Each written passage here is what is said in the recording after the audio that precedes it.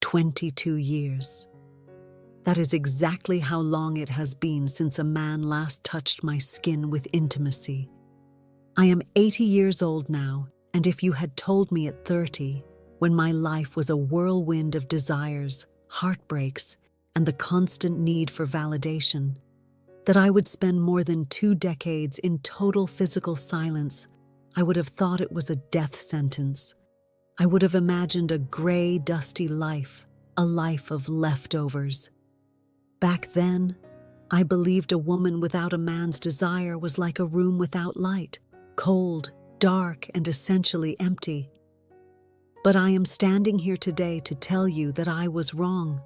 I was so profoundly, incredibly wrong. In America, we are obsessed with staying in the game. We are bombarded with ads for pills to fix our drive, hormones to reclaim our youth, and 1,000 experts on talk shows telling us how to keep the spark alive at 75. The message is clear. If you aren't sexually active, you are malfunctioning. But no one talks about what happens when the theater finally goes dark, the audience leaves, and you are left alone with the stage. Today, I'm not going to give you a lecture or a list of tips. I'm going to tell you the raw, unvarnished truth about what I found in that 22-year silence. Because for me, 58 wasn't the end of my life. It was the day I finally stopped being a mirror for someone else's ego and started being a human being. The first thing that hits you when the sexual chapter of your life closes isn't the loneliness. It is the end of the static. For almost 40 years, there was a constant, low-level hum in the background of my life. It was the social math of being a woman. Every time I walked into a room, my brain was subconsciously calculating, am I being noticed? Is my hair right? Am I still in the game? It's an exhausting way to live, but we are so used to it that we don't even notice the weight until it's gone. When I hit 58 and my marriage ended and my body moved into its final transition, that hum just stopped. Initially, the silence was terrifying. I felt like a ghost walking through the streets of Miami. I was invisible. If I stood at a bar or sat in a park, the male gaze, that heavy, judging, sometimes admiring but always present lens, simply bypassed me. I had become part of the landscape. For a year, I grieved that loss. I felt like I had lost my currency. But then, on a rainy Tuesday afternoon, I had a revelation that changed everything. I realized that if no one was looking at me, then no one was managing me. No one was trying to sell me an image of myself. For the first time since I was 12 years old, I was free. I could look at a sunset without wondering how I looked while looking at the sunset. Invisibility isn't a curse. It is a superpower. It is the moment you reclaim your eyes for yourself. As the years passed, the skin hunger began to change. In our culture, we are told that touch and sex are the same thing. They aren't. When I stopped having a sexual partner, I started discovering the sensory world in a way that was almost psychedelic.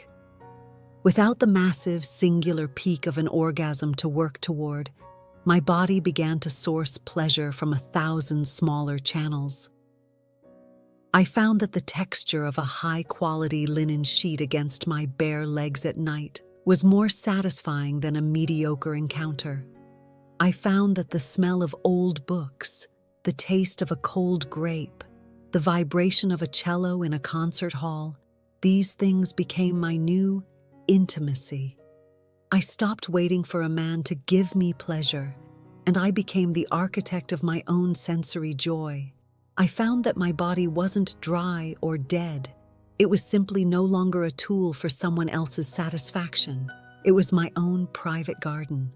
Let's talk about the bed. The American dream of the perfect couple always features a shared bed until the very end. But can we be honest? Sharing a bed is a constant compromise. It's about someone else's snoring, someone else's temperature, someone else's movements. For 22 years, I have slept in the exact center of my bed. I sleep starfished, arms and legs spread wide, taking up every inch of space. I don't have to make room. I don't have to worry if I'm taking too much of the blanket. This physical act of taking up space has bled into my personality. I no longer make room for people's toxic opinions or fragile egos in my conversations either. Living without a partner in your bed teaches you that you are allowed to be too much. You are allowed to take up space in the world without apologizing for it. Then there is the hormonal fog. The medical industry in the USA spends billions trying to keep women in a state of perpetual hormonal youth. They call the natural decline of estrogen a deficiency. But what if it's an evolution? Looking back at my younger self, I see a woman who was often a slave to her own chemistry. I made decisions based on a need for connection, a need for protection, or a simple biological urge that often clouded my judgment. Without that fog, I became formidable. I stopped being agreeable just to be liked. I stopped laughing at jokes that weren't funny just to keep the peace. At 80, I am the sharpest version of myself. I can see through charm like it's thin glass. My lack of drive turned out to be the birth of my clarity. Why would I want to go back to being a confused 30-year-old when I can be a sovereign 80-year-old? I know the question that is hovering in your mind. But don't you get lonely? Don't you want to be held? Of course, there are moments. We are human. But there is a massive difference between loneliness and solitude. Loneliness is the hunger for someone else to fill your gaps. Solitude is the realization that there are no gaps. In these 22 years, I have built a social pharmacy that doesn't involve a bedroom. I have deep, soul-level conversations with my friends that last for hours. I have the intimacy of the mind. I have learned that a truly good friend who looks you in the eye and hears what you aren't saying is a much more powerful antidepressant than a casual fling. We have been lied to, ladies.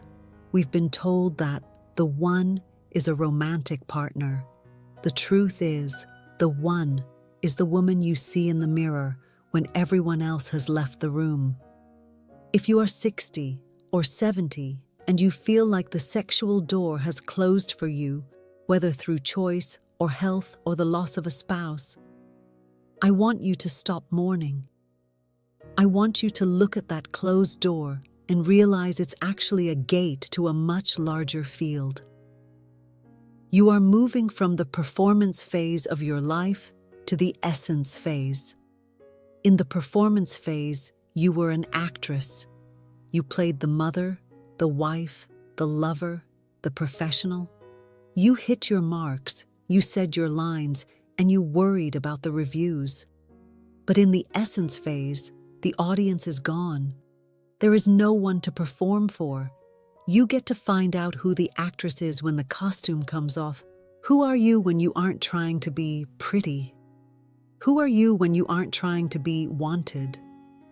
For me, it turned out that I am a woman who loves silence, who loves the smell of the ocean at 5 a.m., and who has a very dark, very sharp sense of humor. I never knew those things about myself when I was busy being a partner.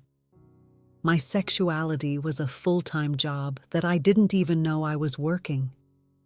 I've spent 22 years unlearning the shame that our culture attaches to the aging female body. We are taught to hide, to tuck, to lift, and to apologize for our sag and our silver. But without the pressure of a sexual partner, I've learned to love my body as a historical document. My wrinkles are the maps of my travels. My scars are the records of my survival. I look at my hands and I see the strength of my mother and my grandmother. I don't need a man to tell me I'm beautiful to know that I am significant. Significance is much more stable than beauty. Beauty fades in the light. Significance only grows deeper. So here is the truth no one tells you. The dry years aren't dry at all. They are saturated with a different kind of life. It's like a desert that only blooms at night. It's a quiet, fierce, and unshakable kind of happiness. It's the happiness of knowing that you are the master of your own joy.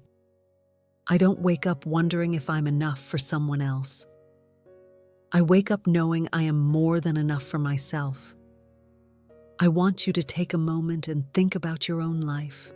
We've been running this race for so long. We've been trying to stay young, stay sexy, and stay relevant. What if you just stopped? What if you decided that your relevance was no longer up for public debate? I'm 80 years old, and I have never been more intimate with the mystery of being alive. My bed is empty, but my soul is crowded with peace. If this message resonates with you, if you feel like you've been holding your breath for years and you finally feel like you can let it out, then I want you to join this community. We are the women who are rewriting the script of the final act. We aren't fading away. We are becoming concentrated. I want to ask you a question, and I want you to be brutally honest in the comments. If you knew for a fact that you would never have another sexual encounter for the rest of your life, what would you do with all that emotional energy you've been spending on looking for or worrying about love? What hobby, what dream, or what part of your soul would you finally give permission to take over? Let's talk. Not as grandmothers or seniors, but as women who are finally truly free.